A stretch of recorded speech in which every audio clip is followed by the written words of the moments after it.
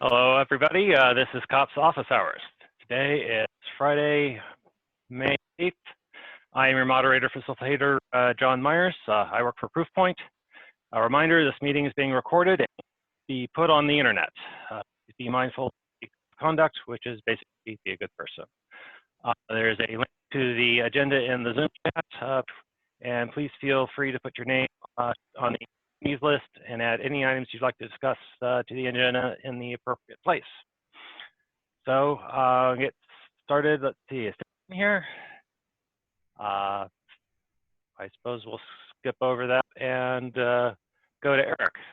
You have something on GCE? Yeah, sorry, my audio hasn't been working. Can you hear me now?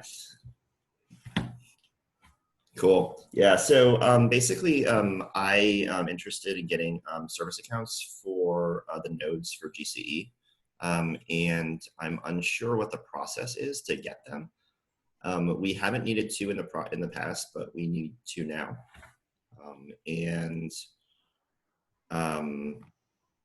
Yeah, I guess this is a question as well as a confirmation that I'm not crazy in this. Justin, do you have any information about how to? You seem to have an inside track on this one. Yes. So I think there are a bunch of things happening at once here. On GCE, well, in general, the state store, which can be on S3 or on GCS or on other storage providers, is used by the nodes themselves to read the instance group information, the cluster information, for example. Mm-hmm. On S3, we give very tightly scoped permissions at the sort of file or prefix level. GCS doesn't really have that. GCS on Google doesn't really have that. It has, and we've recently moved, I think, or we are certainly moving people to uniform bucket level access, which means you can only configure a whole bucket. Yep. The problem that we have today is that, I think there are two problems. One of which is there's a limit on the number of rules you can have per bucket. Mm-hmm. And so as we go through this cycle of projects in Boscos in the testing environment, we hit that limit.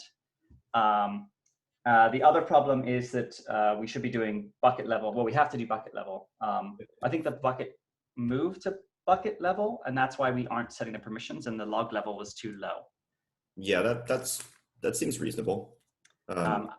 I think what we could try to do is try to get it working on the real solution. I think is to have a bucket per project, and have no buckets per project. I think we should just create a new bucket. We should create a service account, a Google service account, and a new bucket, and give that service account access to the bucket, and give the account that we authenticate using workload identity, which is the kops GCE account that we already have. So we have one account already, and that account has access to the bucket. What that account does not have is access to impersonate another account, like the default. So it uses a default service account, and then that default service account doesn't have access to the kops GCE bucket. Okay, but if we gave a permission to launch as that GCE, okay. Yes, we need a different service account. We could either, so there's two options. One option would be to give that GSA that we only have one GSA, to give that account access to use itself, to act as itself, which seems like a weird permission that it doesn't have. If we did that, then we could just use that same account. I prefer to have two accounts because I think it's best practice to have that and then just do it on the service account level, as opposed to like playing with configuration, the permissions in kops itself. And that's kind of where I was coming from in that. I think that's the model that makes most sense in GCE. And I would like to have go ahead to permission to explore that and to see how we can get that going. Yeah, I don't think you need my permission. I think yeah, I'm trying to understand who would really own that. It sounds like a good model. The other one we can do is we can also create that service account on the fly. Maybe, I don't know. Probably not. Because of the grant, we probably can't. Not on a shared bucket. Probably more complicated, and probably I would vote that it's super easy to do the model that, if we can get the right people to click the right buttons. And I'm still not sure who those people are yet. But I would love to get this documented so that we can document it, and then we can use the, we can sort of set the model for how to do this, and I'll be happy to document how to do it. Yeah, is there a link? Is there an issue in the test info repo that we can? Yeah, I'll link to it right now. That would be perfect, because that will be the place where we can we can discuss it and figure out how to do it. Yeah, and also get buy-in and documented buy-in, because that'll be the thing that they really want. I think. Sounds good. This is why. Great. Cool. Would creating a bucket per job be a solution? We could theoretically, if we had permission to create buckets. I'm not sure that I think that probably is going to be more difficult to get than to have one bucket with one service account that's always reused. We can reuse that same bucket a million times, forever. It would probably also be a bucket per job. Well, I mean, the problem is that there's a pool of projects. Yep. And jobs all pull from the same pool. So we would hit the 50 or 100, I don't remember the limit, number of ACLs limit. No, but you would just do if you just do one group, if you just do one, it never has to change ACLs. So, and you just do it at the service account level. Okay. Yeah, it sounds like either way, that's the right first step, right? And then we can. Yep, I'll get it in. I'll put it in there, and I'll continue to document it and try to. If I can get some love on that would be helpful. I would really like to get our GCE tests running again. Yeah, that would be great. All right, cool. That's all for me. Thanks. Okay, so Cyprian, you have some FTD manager PRs? Yes. So there are two of them. One, it's a pretty simple thing, but needs attention on some detail to be able to set the time limit for etcd backups. 1 year, it's a bit too long for us. Not that it is so big, but heard also people complaining that they would like to clean up easier. And the second, it's actually a big issue. It was reported a while ago that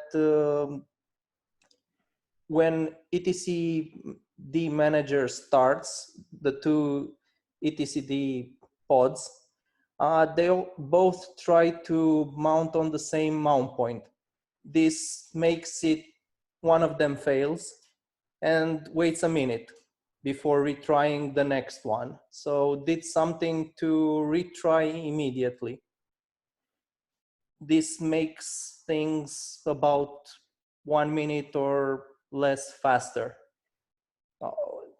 I was hoping that at least this fix would get into a new release of etcd manager, maybe put it into final 1.17.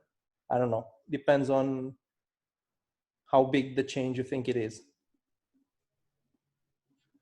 It's not hugely important, but maybe nice thing to have, to get the cluster started faster. Yeah. We actually run into this too. And the only reason I cared about it was we have versioning on our bucket. So every backup then is multi-versioned, even once it's deleted. And so we ended up with this cascading thing over time where we had gigs and gigs and gigs of data, even though we deleted the current version after a year. It was weird. Yeah, so on the first issue, there was a previous discussion that maybe we were keeping backups incorrectly, we weren't obeying our existing strategy of deletion after whatever it was. Was that not true? And it's just that we were retaining them for much longer. That was not true. So okay, good. Yeah. So good. That's and then I very much approve of the idea of setting the limits. I don't know if making them configurable. I don't know if we can make them more closely aligned with what users expect by default. I guess we could let's start off with the environment variables and then go from there, I think. And then maybe ask a question here. So our backups, let's say the important part is 1 year for one daily for a year. Is this okay? I mean, does anyone expect to recover an etcd backup from a year ago? No. Yeah. I mean, but yes, that seems, it does seem like a lot. I agree. Yeah, it seems pretty useless to me. So I would Yeah. set it by default at about 3 months, but that's just me. It's conservative. Anyway, it's good to have an option to set it. We can certainly, yeah, let's get the environment variable in, and then I would support changing the default in some way that users could, if they cared about this value, go back to a longer value. On the versions issue, Mike, is there something, should we make a different call, or is there something we should be doing differently there? No, it just kind of like cascaded this problem. Like, you know, I thought they were getting cleaned up, but what I was looking at was the hourly ones getting cleaned up. And when in reality, so they were cleaned up, but the old versions of them somehow still persisted, which I don't know why there would be multiple versions, but anyway, there were. So I don't think so, because you can solve it with retention policies and stuff like that in S3. But I didn't mean to change the topic. I just think that this is really helpful to add that configuration. So yeah, I'd like to echo that we have like 6 terabytes of data because of the backups that we found out like a week ago, because we have versioning on the bucket also. I think versioning is intended because we want it for config files, but because everything uses the same bucket, it gets versioning also. So not sure if the deletion in etcd manager does deletion of everything, or indeed the versions keep staying that's there. a good point. Yeah, I think you can, in the delete object call, you might be able to specify a version marker that will let you delete like all traces of an object, even with versioning enabled. I think it might also help if we add documentation about like how to set up your bucket lifecycle policies for etcd backups. That was another thing that someone reported, that in the same directory where we keep backups, we keep also a different file that's actually required for backups and recovery. So there is a special directory there. Yeah. So you cannot put a policy on that directory.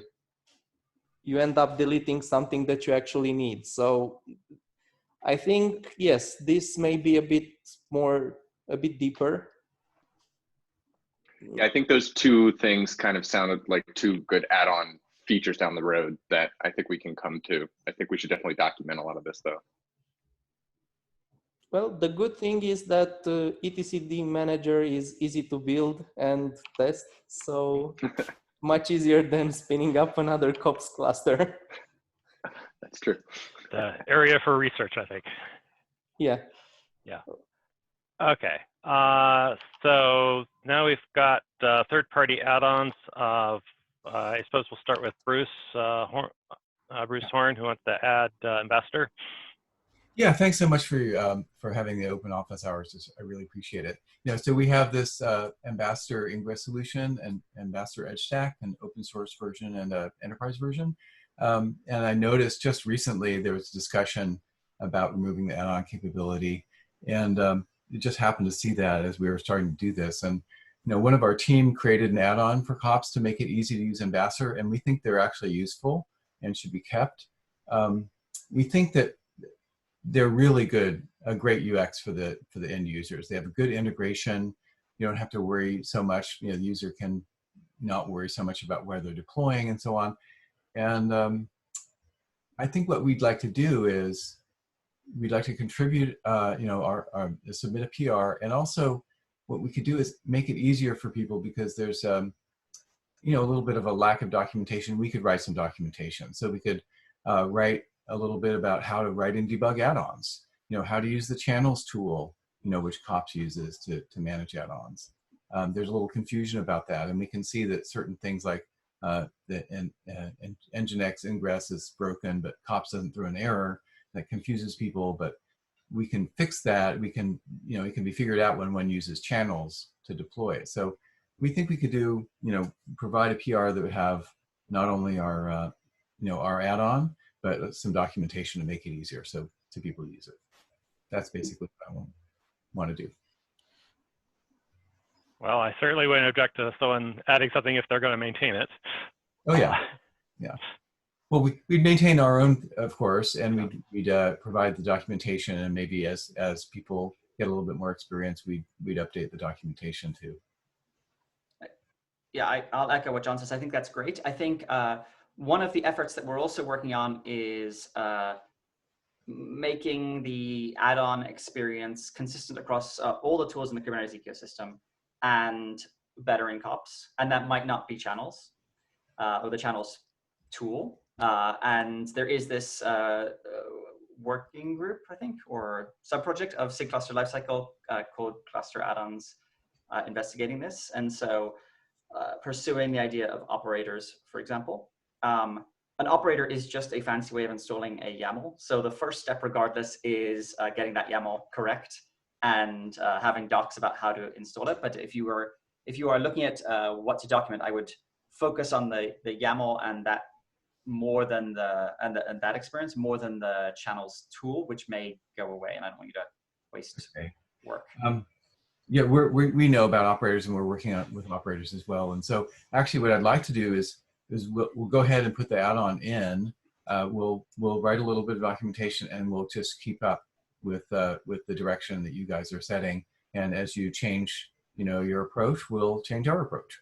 That's wonderful. Thank you. Yes, I just wanted to be like not to waste your time, or not to like lead you down the garden path without knowing that so don't polish the channels documentation to perfection, perhaps. Yeah, we're not going to spend weeks on this. We're going to do the PR, put it in, and get people going, and then as you guys have a better solution, we will definitely upgrade. That's great. Thank you. Okay, thanks. Okay, I'll put the third-party add-ons topic next, which is, there's a lot of them out of date and haven't been updated for a long time. Actually, I'll let Moshe, yeah. Yeah, Moshe, yeah. Sorry, I did. Awesome. Go Yeah, ahead. I think everything was pretty much answered here. My main concern was because of that Nginx ingress issue that was brought up in kops user channels this week. Someone was actually trying to install the Nginx ingress using that add-on, and I think he was using a super outdated version like 0.16 or something. And I figured, most of the add-ons we have over there right now are not really maintained, and that's like misleading for users that don't know how to do that. And I figured since we have, I guess, tools that do a better job in maintaining those templates, like Helm, for example, I couldn't find a good use case for those, but looks like, again, there is a solution down the pipeline. So, I was actually noticing that as well. I'm wondering when I wanted to bring that up, but only about half of them have been updated for the dropping of extensions, and that's the one thing that got Nginx updated. yeah.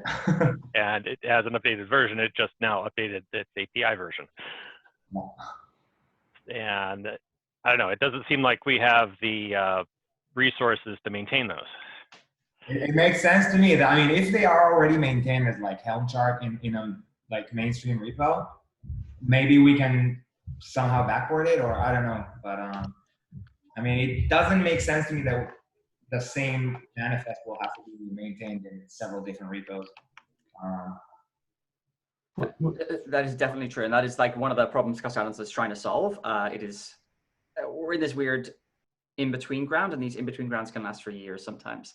And I don't know if we can put a document, like a README on that directory explaining the situation or something like that to help users not be misled.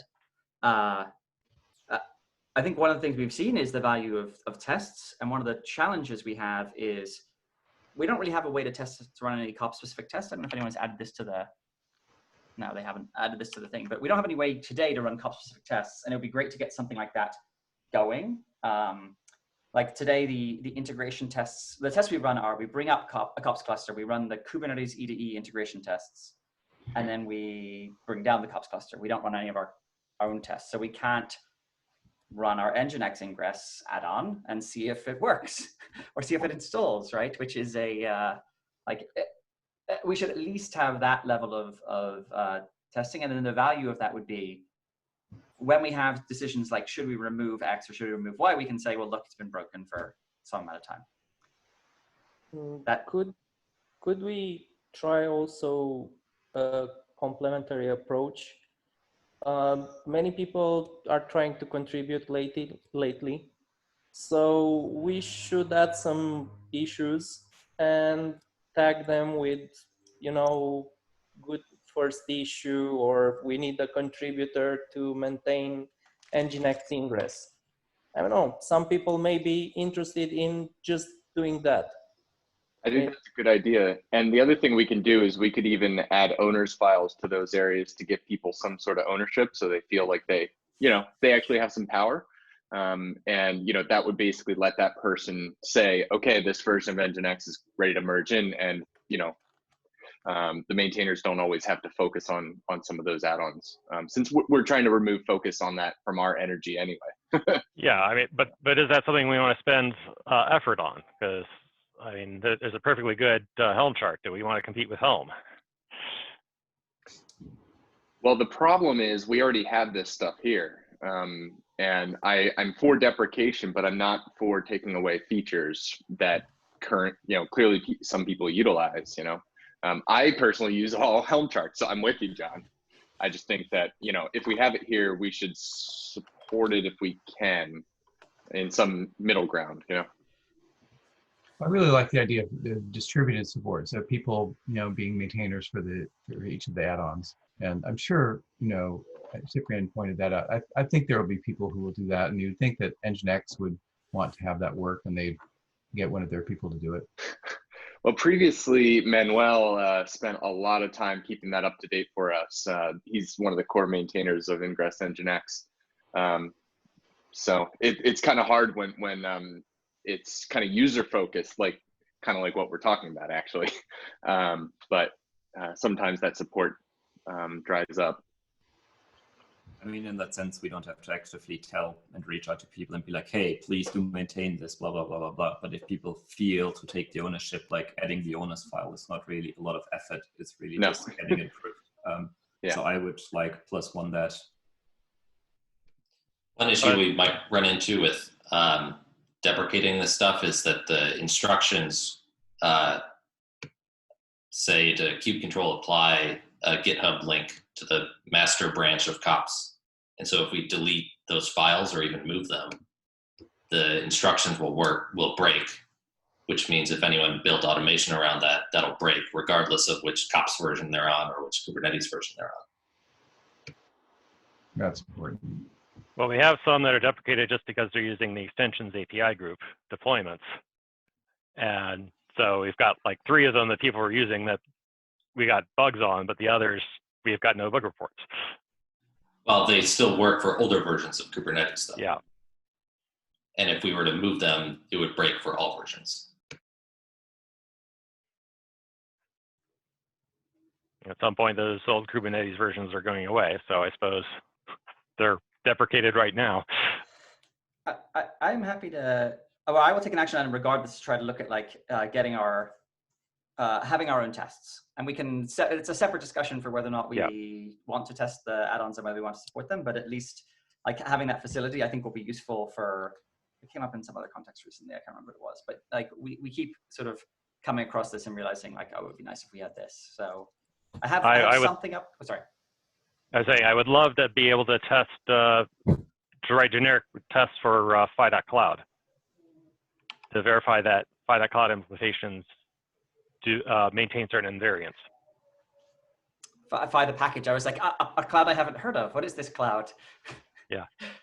Yes, that would be great. Yes, I think I have some Jupyter work in progress, like Jupyter, like the former IPython thing. that I think does a rolling update. So I will dig that up, see if it is useful, see if it can be applied to testing a cluster add-on. It wouldn't be as useful for testing Go level code. It'd be more for integration tests. I linked to your PR in the chat. Oh, Just thank you. Okay, and so I guess the last item would be the 118 removal PRs. My point is, well, one of these has been languishing, the other's relatively new, but we should decide whether they're going into 118 or not, so we can adjust the release notes appropriately. The newer one for Karos and Jesse, those distributions really don't work. Well, Oh, CoreOS. Yeah, still- Karos and Jesse. And it would probably behoove us to get rid of the non-working code. And also keep in mind that 118 is not released next week, but probably will be another 2-3 months before it's out, right? Yeah. I hope not 2 or 3 months, but Well, but yes, okay. by the time it's out, this already will be cold. Yes, I think because the current state of Jesse is that it just doesn't work, but it might work, if I understand correctly, on the oldest images, like the images we pre-baked. It just is never going to get an update anymore. Is that right? No, it doesn't. This is why we changed the channels to stretch. Okay, so that seems fine then.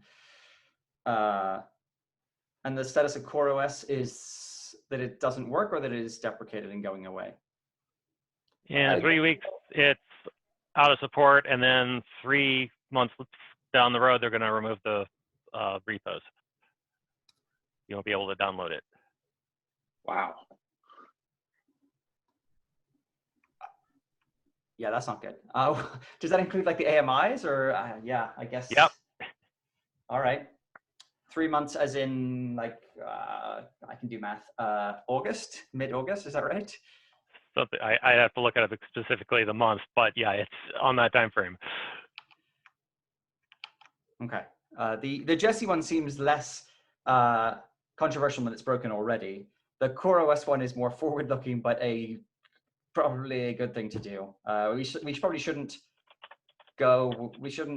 claim to support CoreOS if it's going to stop working, if we know it's going to stop working within a month or two of the release.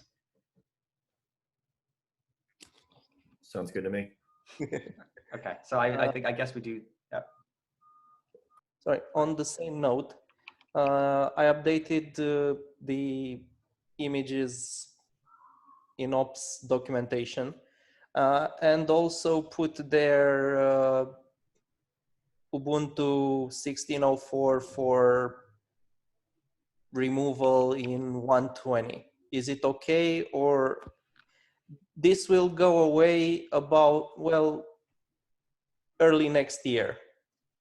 But I thought that it's better, it's also with a very old kernel and people shouldn't use it. So I wrote it as deprecated in 118 and targeted for removal in 120, so that people have enough time to move off to it, from it. Would we, yeah. Ubuntu LTS is 5 years, is that right? Yes. So I figured out that 120 is around the time. Yeah, that makes sense. I don't know whether we should remove it in 120 or deprecate it type thing, like some form of, like, are people going to, you tell me, are people going to continue running Ubuntu 16.04 beyond April 2021? I don't think so. The repos will be gone. Hopefully not. Well, you have to keep in mind, Linux Foundation training is still focusing all of their Kubernetes training on Ubuntu 16.04 today.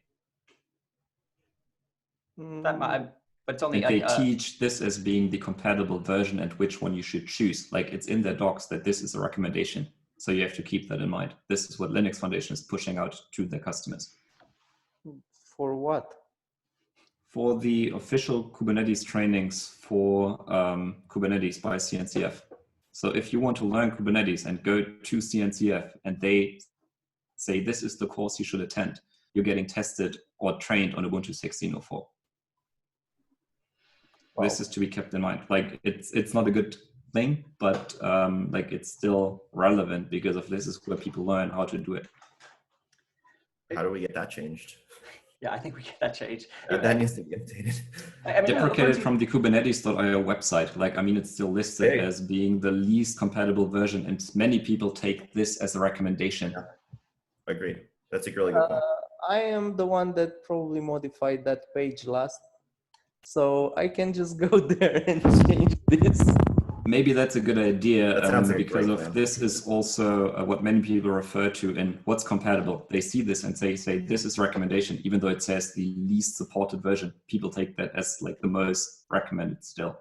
So I would say to keep it as deprecated starting 1.18, note the removal in 1.20 and see what happens along the line. And if we need to, we can just keep it around. Jesse and CoreOS actually were adding code to kops that we don't use, but Ubuntu 16.04, it's just starting. It doesn't have anything special compared to any other Ubuntu version.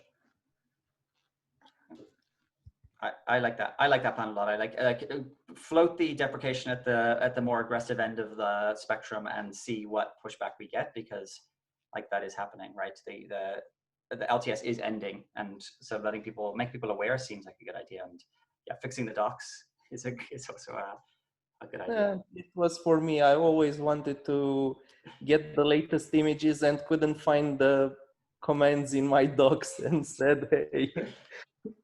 Let's do a good thing. I mean, Ubuntu 20.04 is only a month old, so that might be why they haven't, right?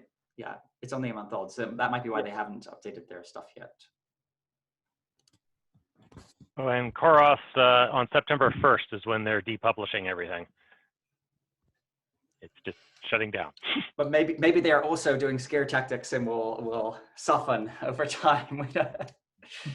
But keep in mind there is Flatcar, which is a full fork, so you can still like continue on if you just switch over to Flatcar, which gives you essentially the same thing, which is not so invasive than just shutting everything off and you have no alternative. Yeah, we wrote it in the page that we recommend people switch to Flatcar, and yeah, should be enough. Yeah, I think that makes sense. Yeah. And for the legacy etcd provider, I mean, we don't have to get rid of our, so I wrote that so that it will stop working with Kubernetes 1.18 to still work with the earlier ones, earlier Kubernetes versions. And it's just, how long do we want to keep testing that? That makes sense to me. I feel like, I don't know if anyone has any, I don't know if anyone is on the legacy etcd provider and is. Well, I am. I want to get off it. You are on it? Yep, the legacy provider, yep. You're 116. You're removing your own support. Yes. Okay. Good motivation. Setting I like a your deadline style. for yourself. Yeah. Okay. Other than John, who is self-immolating over there, is anyone else still on etcd provider or the legacy etcd provider? Okay. I mean, I think it's probably time. You may, for your own sanity, want to switch first before you remove. Yes, it. I plan to. I've got a ticket. I've got a second. Okay. But yeah, we can get that in. I think that makes sense. And we should remove it in 1.18, I guess. We have deprecated it. Yeah, so I think that's reasonable. Yes, I said as of Kubernetes 1.18. So. Yes. Yes, and then if we discover some great disaster because it's only a Kubernetes version flag, we can. Yeah. Hunt it down the road. Okay, release plans. Oh, no, actually, Mike, reviewers. Yeah, I threw a note on there. Peter and I were discussing offline. So we've done this before, but just the usual call. You know, there's a number of reviewers and approvers on this this call right here. I think we have 16 people on today. That's pretty good. So that's great. And we always want more people to be involved. Many of you have heard this spiel before. If you're not familiar, we have an owner's doc in the root of kops. Go in there, take a look. You can see some names, and there's different levels you can progress to as an open source contributor in kops. And we're always looking to involve more people and progress people up into other roles. So certain roles allow you to merge code, certain roles allow you to review code. But the good news is anyone can actually review code. So we are always looking for more reviewers. That way, the approvers don't have to go and nitpick every PR. We have a number of people on this call who are very, very good at diving deep into the PRs, John, and pulling out a lot of really good things. So we always appreciate the help. So feel free to take a look. If you want, go look at the membership guidelines for Kubernetes as well. And once you are a member of the org, you can start reviewing any PRs.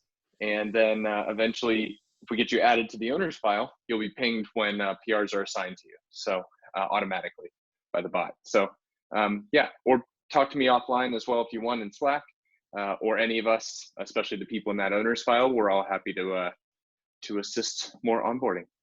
Thank you. Sorry. Okay. Yeah, actually, the interesting thing is, okay, any member can LGTM. Correct. And what being on the reviewers list means is you get automatically assigned Correct. to review. And the thing is that approvers don't get automatically assigned.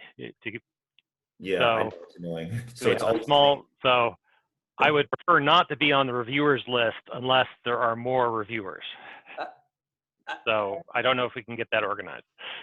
Maybe Should we just put some of the existing ones? Sorry to say, but some people just moved on, and it's not a good thing to just pop up in there and people asking them questions. Sorry. That's a good idea. I think one of the things I've had on my like general list for a while is we should make the assignees useful. And like I've always been a fan of having one assignee per PR. And then we could look at like who isn't active at doing the PRs that are assigned to them. The other point is the assignees have to be useful, and it can't be the same two people every time. So like I think we should make all the approvers also reviewers. I think I certainly didn't realize that approvers were not in the rotation, as it were. Yeah, I forgot about that. I think it changed when we added reviewers. Like it Yeah, didn't like that. I think they updated that. It used to be you have to be on both in order to be really the thing. I think from how I understood the owners file and the docs, when I dove into it, it was like, hey, you get onto that list and then you also get added to the other list, but you're always on both from how I understood the logic behind that file. Even though I also see the benefit of if the reviewers just assign an approver that they see useful, because if they know the approver is better, so you can really like send it to someone who's more specialized in the topic for approval level, which is something that's potentially interesting as well, right? So you don't send everything to Justin, but you say, oh, this sounds like something Mike potentially knows better. So you can just directly say /assign, which is something you can do as a review as well. So you can really route it to the corresponding approvers in a second level, which also is a good idea, but you have to decide. There's also a new status, since I think a lot of people have probably looked at these, called emeritus. So if we do find people that were kind of like, I don't want to be rude to push someone out, but you can move them to a status called emeritus where you tag the dates that, they were kind of removed, and then they have certain powers, I believe, and they can't approve code, but when they come back, you can easily, re-promote them if they want, that way, like it's still in code, they can see that they're there.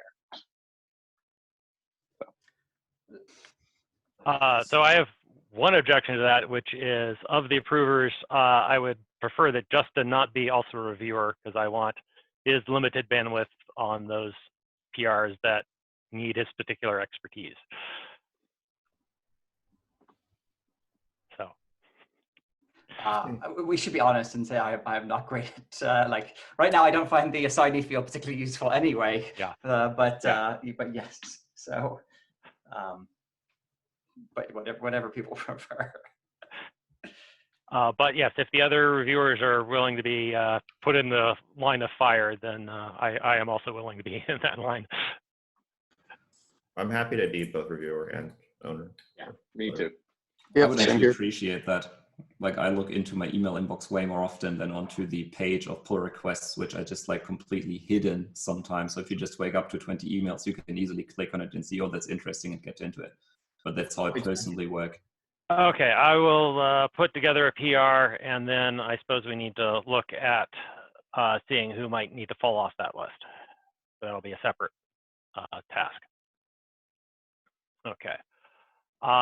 Release plan. So 118 track.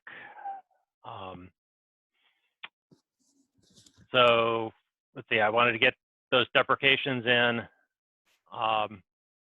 There's the replace prefer version. Is that pushed out, or is that willing to be in 118? Because that's just a mechanism. That's not actually changing. Yeah, I need to look at it. I need to find, I think I need to find an alternative that doesn't, I'm very worried about the idea it's going to be really hard for us to support that. And so I need to provide more concrete feedback in that direction and a suggestion, I think. Because we would like to know what kops direction is before we go off and do it in our private fork. That makes sense. We should probably decide whether making core DNS default in 118 or whether that's a 119 issue. I'm happy to make it the default. I thought I commented on that notion. From a readiness of core DNS point of view, I am happy to bow to others about the 118 versus 119 scheduling type thing. The only comment I have on that switch is I did that switch recently from kubedns to core DNS, and mostly everything worked except a lot of different issues with DNS and UDP and how IP tables works on the kernel itself, which has been fixed in newer kernel versions, but I hit lots and lots of issues with older versions. And you just see DNS timeout. Most applications retry and they're fine, but there's exceptions which are really hard to debug. So besides that, core DNS has been working amazing. It's just digging out all those bugs and making them very obvious is very difficult. Can I suggest the other thing that helps a lot with that is the node local DNS. So one thing we could do is move the default to 119 and enable node local DNS in 119 at the same time if there are these issues that are new, which honestly doesn't surprise me, and that makes sense. Thank you, Rodrigo. Yeah. Okay. Well, 119 then. And we'll get node local in as well. Okay, and the yeah, we've had containerd startup problems now that we merged the sidecar to API server. We need to track that down. So, okay. And we need someone to file an issue on that so we can track it down.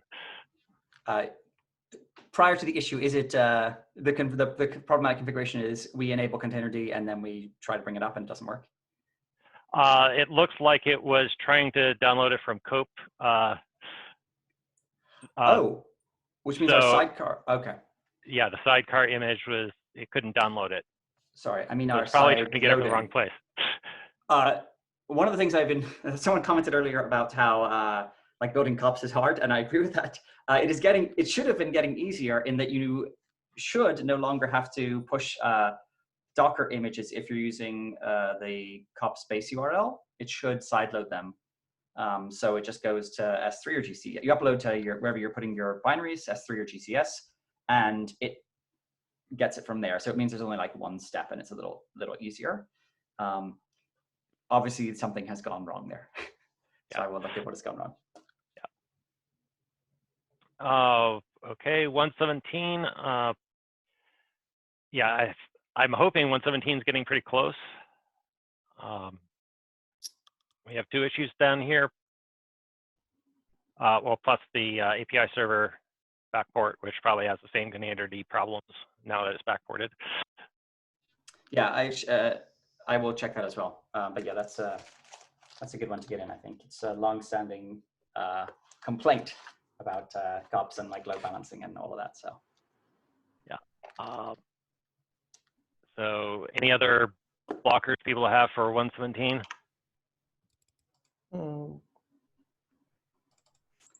Sorry. Think we had to decide the default image, right? Or we do still have to. We have to have a default. Yes. 1.2.20.04 is out now. It is reasonable. It works. We could try the Buster default as Buster stock image as well, and we could look at a pre-baked image, which I am also working on in Image Builder. We've just in the sort of Image Builder sub-project. We just had a busy weeks with some releases this sprint, I guess. But yeah, I identify that as like that is the other big blocker in 117. I think like figuring out what our strategy should be for images going forwards. I don't know if people have a view. Pre-baking the images means we don't have to download containerd. Let's jump a year into the future. Don't have to download containerd. Don't have to download kubelet. So it will make that bring up a little bit faster. And avoid a dependency on what in the past was a flakier distribution point, but will in a year's time be the same as the Kubernetes distribution point. So no real difference there. So it's just an extra download. If pre-baking saves us an extra download, it doesn't shouldn't increase reliability significantly. The only problem is that someone has to maintain those images, generate them all the time. And also people tend to come back and insist that they want official images for this and that bug from us. Yes, and we should have better, we're getting there in terms of like making that automatable and reproducible and all of that. It's, but we're not there yet, and you're right. It takes on, we take on that burden when we do that. And doesn't seem, besides the fact that you get 30 seconds less startup time, it doesn't bring us any value at the moment with the newer distributions. So in my opinion, it's a bit simpler for us to just update with an official Debian or Ubuntu AMI and say, hey, this is our default. We don't fix the bugs. We don't update the kernel. If you want something, you can go to Ubuntu or Debian and create an issue. Yeah, I think that's reasonable.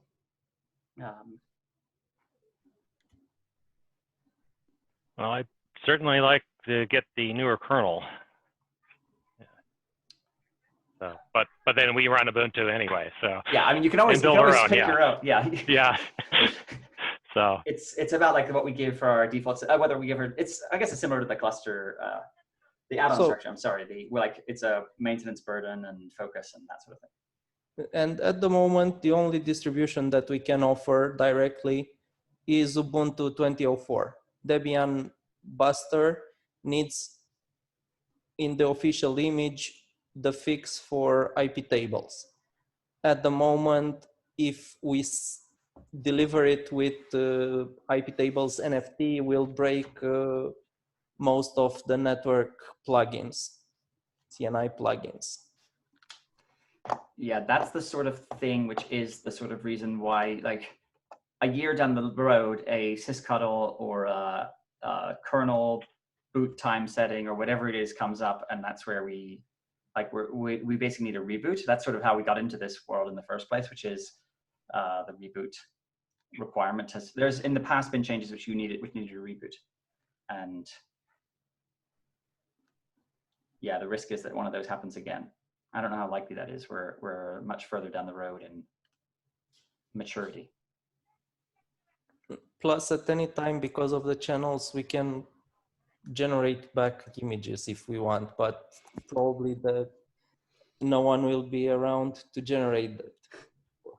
I don't know. I don't know if that's true. But yeah.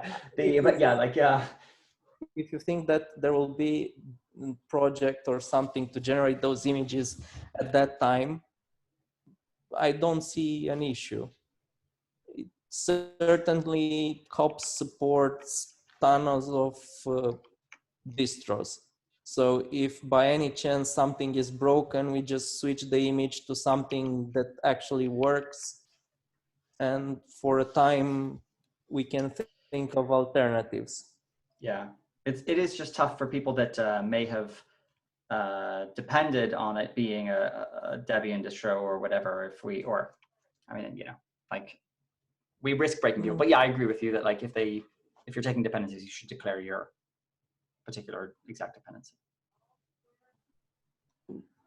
Yeah. Anyway, Ubuntu and Debian, they're pretty close to each other. You couldn't find two distros at the server level that look more alike. Yes, we support many distros. You can have Ubuntu or Debian or Debian. Yes, but we also, yes, I'm just joking, of course. All right, if I got the Buster image working on the the mechanics that we have previously used, would we want to use that as the default, or how would people feel about it, assuming that it existed?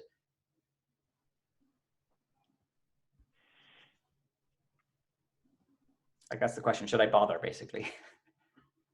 So I still think that 2004 has a newer kernel and would address the bugs that will not be backported into older kernels. Not sure if they will or they will not, but usually it's a long process, and I don't know. Yeah, I'm finding that new kernel compelling. The downside of the new kernel is it's new now, but in 18 months it becomes not as new. True, but do you see any other candidate in the next 2 years that will come up? Debian was released less than a year ago, and given their track record, I think the next one will be in another 2 years or something. Yeah, I mean, this is why for a time period on the Jesse image, I believe, we ran with the LTS kernel, like the ahead of, like, we ran a custom kernel, and we can do that. I would rather not do that, but we can certainly do that. It was not terribly hard to build. I think they bundle it. It's so in Debian Buster there is like a kernel backports. Yes, it's in backports. Some people tried it. They said that it didn't work for them. Something broke, but it's kind of expected because it's their unstable something. Yeah, I mean the Linux Foundation, I guess, but the Linux kernel people do now maintain an LTS branch, or several LTS branches of the kernel, and they are actually, in my opinion, pretty good. But I don't know how closely, like, Debian, for example, tracks that LTS. I think they most do track it, but bugs are usually fixed in the latest version, and then they're backported based on how someone wants to backport. Depends on how complicated the backports are. For example, the contract bugs were pretty hard to backport even in 5.1 or something kernel that Amazon is shipping ECS or something. So I don't think all the issues that people see now will be fixed with LTS. Technically, all the distributions that we use run on LTS kernels.